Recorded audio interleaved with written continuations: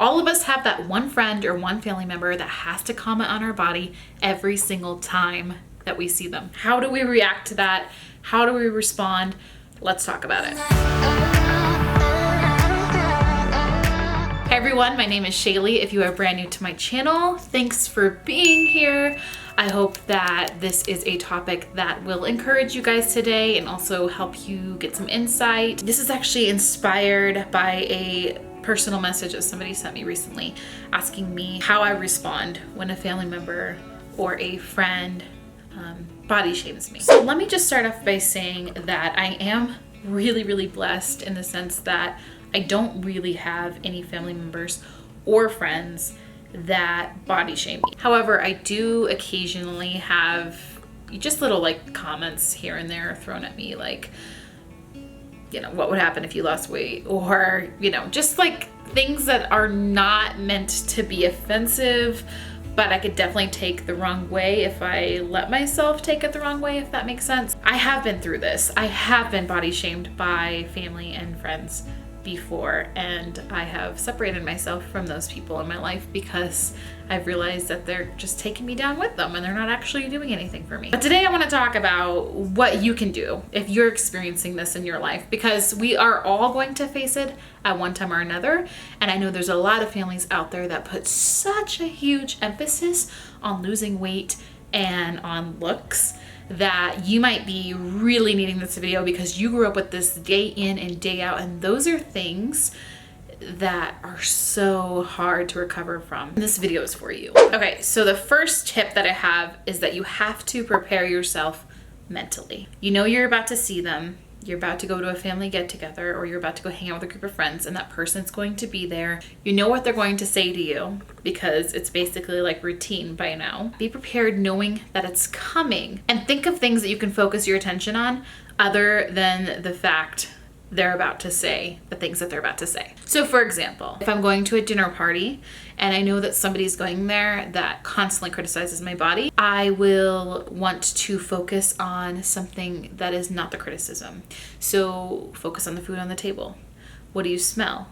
Focus on the walls. What do you see? When you focus on the environment around you, you can feel the peace of the present instead of the anxiety of the unknown or of the things that you know are coming. One of my friends actually taught me this, like when I'm going through an anxiety attack, to name 5 things, what I can hear, what I can see, taste, touch, and what's the other 5 cents? I can't think right now, but you guys know what I mean. To focus on those external factors instead of the anxiety or the panic or whatever is happening here, because we can quickly turn what's happening here in our hearts and it can be pretty catastrophic. And when we're about to meet somebody that we know is going to bash us, we're already in a very vulnerable state. We spin this web of negative thoughts and we just keep spinning it, and we just keep spinning it and spinning it and spinning it until eventually it's just like we are like entangled in it and we can feel all of that. So be prepared mentally. You're gonna see this person. They are gonna say something rude because that's the person that they are. So just be prepared and know what's happening. Number 2, this is a struggle for me because I am 100% one of those say what you mean and mean what you say type of people.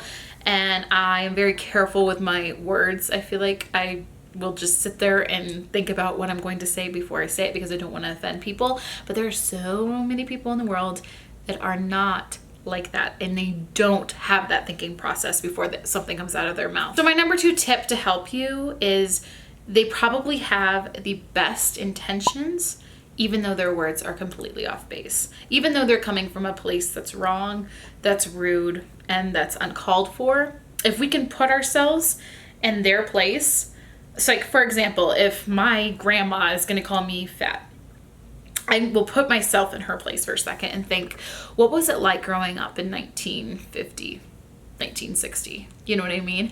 What was it like then? I can tell you there was not the body acceptance that there is today. And being overweight or being fat was just really embarrassing. Obviously, we still struggle with that now, but there's so much more acceptance and we talk about it more. So we are living in a different world than some of our older relatives did. So I think that is important to remember. our grandparents were taught from their parents to lose weight and to stay trim and to stay beautiful so that they get a husband or whatever. Like, this was 100% normal. So just keep that in mind. Even though the words are mean and they hurt, try to see where that person's coming from. By the way, I am filming this video at midnight, which is why my face is so bright right now. I cannot find good lighting in here at all. So I apologize for that. So my third tip is to remain silent. When the person criticizes you or says something about you, look them straight in the eyes, but don't respond. By looking them in the eyes, you are telling them, I hear you, I heard what you said, and I am acknowledging that by looking at you. But by not speaking, you are literally saying to them, I have nothing to say to you. It speaks volumes because it's gonna take some people back. They're gonna be like, oh, did I say something? Or, you know, maybe they'll bring it up to you later. Like, I noticed that you stopped responding. Did I hurt your feelings? I'm not talking about like every single time you hang out, you be silent. Eventually you need to have like a conversation with the person and just be upfront with them and be like, yo, how you're treating me is uncool. But try this out, because if you have been responding to people that have been criticizing you over and over again, and you have responded out of like angst or anger or whatever, try this method instead and let me know how it works. I am super curious to hear how this works. I know when people offend me, I usually don't say anything back because I'm still processing it. Like, I'm just one of those people that has to kind of process it for a bit. So this is kind of already what I do already. But being able to acknowledge that person and be like, yo, I see you, I hear you, but I'm not going to internalize this, I think is super powerful. So my fourth tip is after the fact, after it's already happened, the person has said something mean, you have been silent, but looked at them straight in the eyes because you heard the comment, but you are not going to respond because you know you're worth more than that. Well, listen, after you get past that point, you're gonna feel annoyed inside. You're gonna feel mad, angry, anxious, stressed, sad, whatever. Like, you have every right to feel those things, okay? So go into the bathroom or leave the room and go somewhere where it's a little bit more quiet and either call or text somebody that you trust. Now, I have made the mistake of texting people, friends of mine, that are not empathetic naturally. Like, they just are not. And I've left feeling even more disappointed than before. So can I give you the advice to find a friend who is so empathetic, somebody that you could tell anything to and they'd be like, girl, I'm so sorry. Like, I'm here for you. You're amazing. Find that friend. If you don't have one, I will pray that you find one, because it is so, so important to have a community like that. If you can find one friend that you can vent to during moments like this, it's going to be so good for you, because you need a hype girl. You need somebody that's going to encourage you. And I have several friends that do that for me. You need to be reminded that you are beautiful and amazing, and the opinions of others should not affect you, and it does not define your worth. Okay, so this next step or tip, whatever you want to call it, is the next step to mending this relationship that you have with the person who has criticized you or body shamed you. This part is important, so please, please, please, please, please listen up. When you think about the person that has said the things that they have said to you, is it somebody that you want to remain close with? Is it somebody you want to remain friends with? If it's a relative, a mom, dad, grandma, grandpa, I can 100% understand you saying, yes, I want to keep the relationship with them. I mean, they're your family, right? And even though they make bad decisions by saying such hurtful things, that doesn't mean that they are bad people. On the flip side, however, it might be somebody that you just met. Maybe it was somebody that was a close friend but is now acting mean toward you. Whatever the case may be, let yourself sit in the situation, let yourself feel the emotions from the situation, and ask yourself truthfully and honestly, do I want to continue a relationship with this person?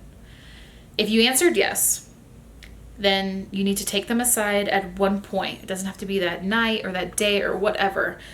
Maybe you want to think about it for a little bit of time. Like, for me, I always have to write things down. Writing people notes is therapeutic for me. I can get out everything that I'm feeling and not miss anything.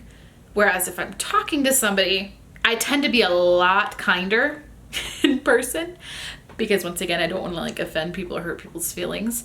So I am much more honest when I'm writing, much more honest. So I have learned if I want to really, really get out my feelings and really express how things have made me feel, writing them is the best way.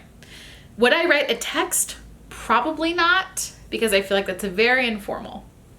I would maybe write an email, or maybe I'd even write a letter. I guess it just kind of depends on the person. But for me, I think I would have to write it first and then kind of like just read it over and over again and let that kind of internalize before I talk to somebody face to face. So if I want to mend that relationship, I'm going to go that extra mile to tell somebody that they have offended me and they have hurt my feelings and give them the opportunity to apologize and to reconcile and to say they won't do it again, right? If the person is continuously doing it over and over and over and over and over and over and over again, it may be time to eliminate that person from your life. And that is so hard when it's somebody that you love. That hurts more than anything, I think, is putting your trust and faith into a person that you love so deeply, but they continuously hurt you on purpose. You don't deserve that. That is not a situation that you have put yourself in. Don't think that it's your fault, and don't put blame on yourself. Realize that it is them, but you are going to have to stick up for yourself because we are the only people that get to be the representatives of ourselves. You will be the only person that ever represents you. So you need to do what is best for you because nobody else is going to do what is best for you. So if you need to eliminate that person, eliminate them. Okay, last tip, last thing I want to say in this video is you have to separate the comments that other people say about you from your self-worth. You're gonna be faced with so many people who don't agree with you, who criticize you, who offend you, who trigger you, whatever, have you. You're gonna have so many people that don't agree with your lifestyle. You're gonna have people criticizing you. You're gonna have haters, because we all have them. Being able to separate yourself from what the haters and the naysayers say and knowing who you really are is key.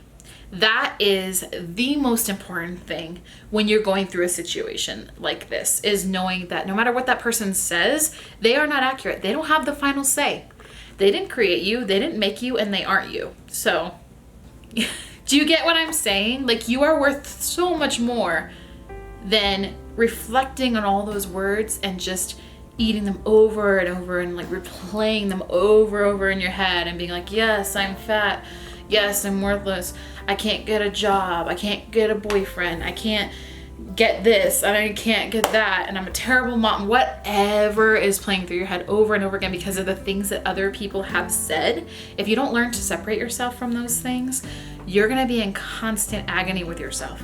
You're never going to be at a place of freedom, of loving yourself, of finding finding joy and being you. I know so many people are like, oh, this self-love stuff, it's just this like bubblegum, sweet cotton candy crap. No, it's honestly at the core of everything, because you have to know that you are worth it. You have to know that you are loved and valued and that you matter, because otherwise people are going to just walk all over you your entire life and they're just going to hurt you and offend you forever. And you're just going to keep believing everything that they say. Life is too short for that. Life is just too short. You are too valuable. You are too precious to sit there and concentrate on that over and over and over again and stew on that in your mind. So I feel like these situations, as crappy as they are, as terrible as they are, as hurtful as they are, I feel like these situations really have an opportunity to build our confidence in ourselves, because we have a choice. We have a choice to believe the things that have been said about us, or we have a choice to deflect them. Every single time we have a choice. So what do you choose? It's 100% up to you. I can't tell you what to do. I can't tell you how amazing you are, even though I will try. I will make video after video on this channel, and I will try so hard to have you see your worth and your beauty. But ultimately, it's up to you. It's in your court. I honestly hope that this video was helpful in some way. I hope that it helped you think about the situation that you're in, or maybe it just fired you up and got you excited for the next time you get to see that hater that always hates on you, and be able to handle it in a way with grace and dignity without losing who you are in the process. Whatever the case may be and whatever you are going through, just know that my heart goes out to you, and I love each and every one of you so very much. If you are brand new here to my channel and you enjoyed this video, please hit that subscribe button. And in the comments below, let me know your thoughts on this topic. Have you ever dealt with somebody that has totally stripped you of your self-confidence before? What have you done? Do you have any additional tips? Let us know in the comments, and we will see you guys in our next video. Bye guys.